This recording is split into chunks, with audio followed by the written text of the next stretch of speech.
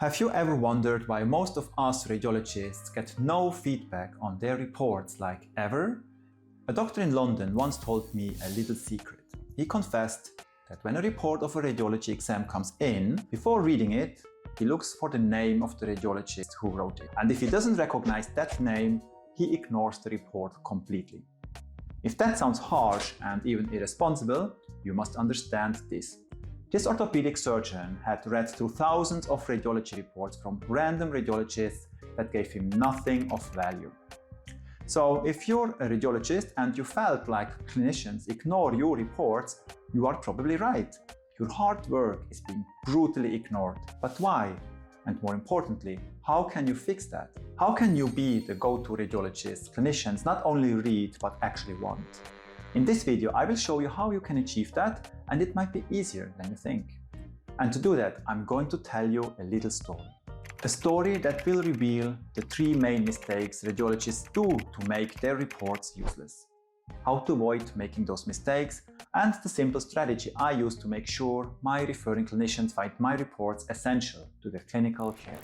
It is yet another grey and rainy afternoon at the London practice of GP Dr. Hickenbottom. But this afternoon just happens to be a make or break moment for his career. The doctor is nervous because yesterday he saw an extremely important patient. None other than the Formula 1 driver Lewis Hamilton. The superstar complains of severe pain and stiffness in his shoulder. What's worse, the Grand Prix final is only days away. Millions of dollars are on the line. And so, under intense pressure from the team manager, Dr. Hickenbottom is eagerly waiting for the radiologist's report. Here it is. There is marked bone marrow edema in the humeral head and in the greater tuberosity period. We can see some cortical irregularity period.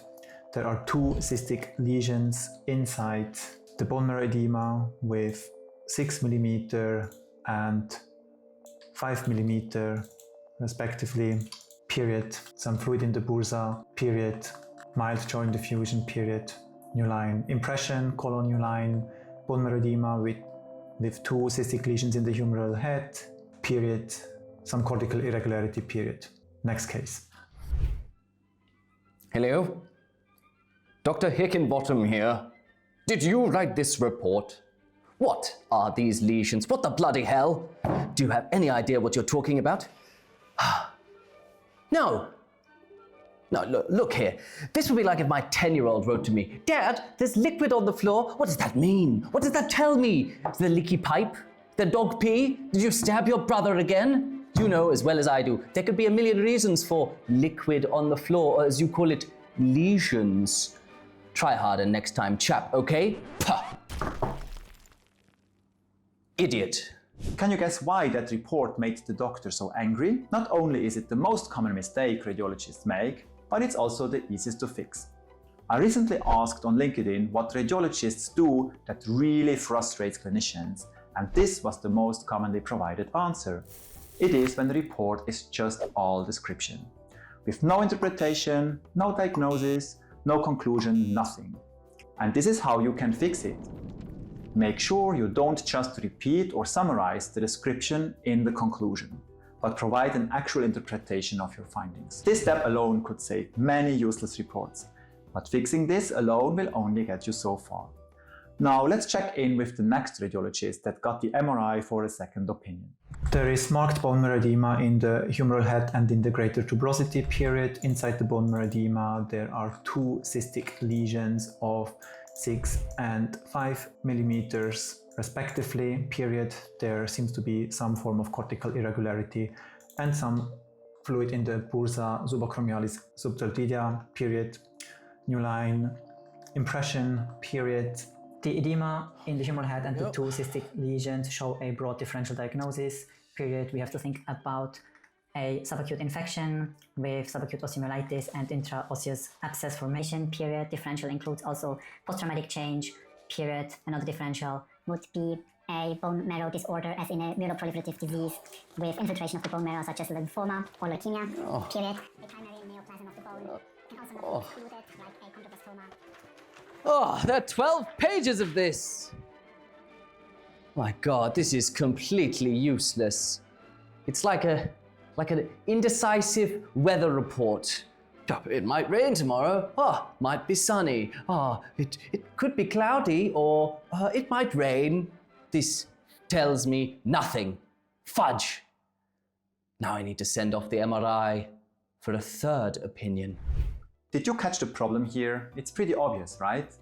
This is a bad habit radiologists often fall into when their confidence is low about something. It's because they don't want to miss the actual true diagnosis. So what do? They just offer a lot of potential diagnoses, and the correct diagnosis will hopefully be included in the report. And also for medical legal reasons. They're afraid to get sued if they are wrong. So they cover all their bases with multiple options like a menu for the clinician to choose from. This mistake is called over-hedging. Many reports are too long and indecisive, concluding with 500 differential diagnoses, which looks smart in theory, but highlights that you read some books, but it doesn't really help your referring clinician. To avoid this mistake, you can do these 3 things. Believe in yourself. There's a reason why you're being asked to write this report in the first place. Even if you've made a mistake recently, don't beat yourself up and don't let fear get the better of you. Try to limit your differential diagnosis to 2 to 3 and communicate your level of confidence in each diagnosis, like which one you like is the most likely, etc. And also explain why that is. One of my favorite quotes, which I like to believe I came up with, is, "I'm rather wrong from time to time than never right." It means sometimes we are wrong. But if we many more times provide the correct diagnosis spot on, clinicians start us way more than others who are providing either no diagnosis at all or endless lists of differential diagnoses. But let's move on with our story. What really broke this London doctor's faith in radiology was the third opinion on this scan, which he ordered after the following phone call from his patient's manager. Hello? Hello, what's taking you so long? Do you have a secret deal with Ferrari or something? No, it's okay. Listen. We need Luis to race on Saturday. If you don't sort this out fast, I'll ruin your career, sonny boy. Yes, sir. I'm on it. It's not me. It's the radiologists. I'm still waiting on the radiology report. Get it done today. Oh, yes, sir. I will. Yes, sir. Oh, God. So the next report arrives. Humeral head centered, period, no gross pathology in the bone marrow visible, period, unremarkable study, period.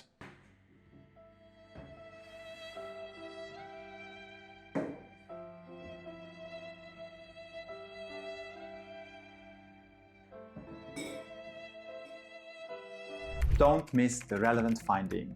Don't be sloppy. So if a radiologist doesn't give conclusions, over-hedges, or just gets things completely wrong, they're not helping the clinician. Clinicians want to read reports that give them value.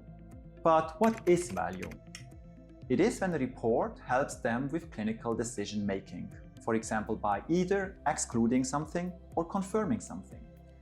It is whatever answers the questions that led to the scan to be ordered in the first place. The most efficient way to provide value is by answering the actual question. If the clinician wants to know if there is something wrong with the rotator cuff, you just add rotator cuff intact in the conclusion if it's intact, in addition to whatever pathology you find. If you are torn between 2 differentials, explain your reasoning for each. Decide which you think is more likely and communicate why. Remember, you're the expert here. Trust your judgment. Obviously, you need to have some arguments and knowledge here. It should not be just a guess. It sounds simple, right?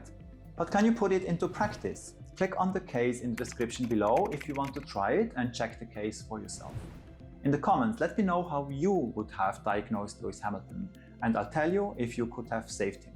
Before I get sued for defamation, the story is fiction and the images were not from Lewis Hamilton, obviously. To understand how to make clear differential diagnosis every time, you need to master a solid systematic approach to analyzing MSK MRI studies, which I describe in this video here.